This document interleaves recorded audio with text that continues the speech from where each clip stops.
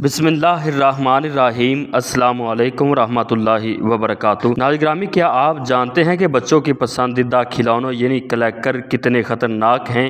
ان کی تاریخ کتنی پرانی ہے؟ یورپ، امریکہ سمیت کئی ممالک میں ان پر پابندی کیوں لگائی گئی؟ مزید آگے بڑھنے سے پہلے آپ سے گزارش ہے کہ ہماری اس ویڈیو کو سکپ کیے بغیر آخر تک لازمی دیکھیے۔ تو ناظرین گرامی، کراچی سے شروع ہونے والے کلیکر وبا کی طرح پورے پاکستان میں پھیل چکے ہیں اور یہ ہر بچے کے ہاتھ میں نظر آتے ہیں۔ ناظرین، 1968 میں ایک امریکی بزنس مین آرگنائزیشن نے کلیکر بنانا شروع کر دیے۔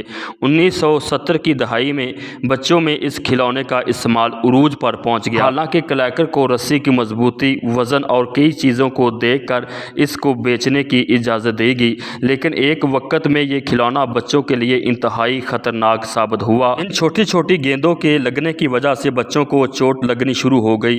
بچوں کے ناک کی ہڈی اور بازو کی ہڈی کے زخمی ہونے کی خبریں سامنے آئیں۔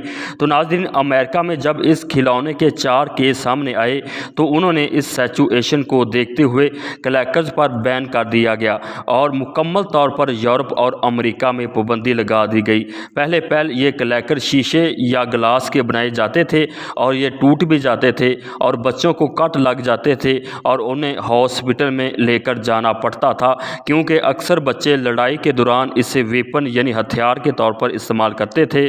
ان کے بعد کینیڈا میں 1990 کی دہائی میں اسے دوبارہ ایجاد کیا گیا۔ تب اس کھلونے میں جو پلاسٹک استعمال کیا گیا وہ اتنا نہ تو ہارڈ تھا اور نہ ہی اتنا نرم تھا، لیکن پھر بھی وہ بچوں کے لیے نقصان دہ ثابت ہوا اور پھر پابندی لگا دی گئی۔ بعد میں 25 سے 27 سال بعد یہ کھلونا نئی شکل میں مصر میں ایجاد ہوا۔ یہ شکل پہلے والی تھی جو کہ 1970 کی دہائی میں تھی۔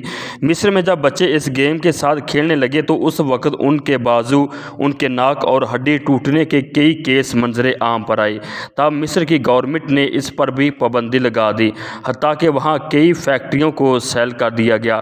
بعد میں انڈونیشیا میں پھر نئی شکل میں آیا، حتیٰ کہ وہاں سے ہوتے ہوئے اپنی اصلی شکل میں کراچی پہنچ گیا، اور افسوس کے ساتھ آج پورے پاکستان میں ہر بڑے بچے کے ہاتھ میں یہ کھلونے نظر آتے ہیں۔ خدا را آپ سے گزارش ہے کہ ان کھلونوں کو خریدنے سے گریز کریں اور اپنے بچوں کی حفاظت کریں اور انہیں اس کے نقصانات سے آگاہ کریں۔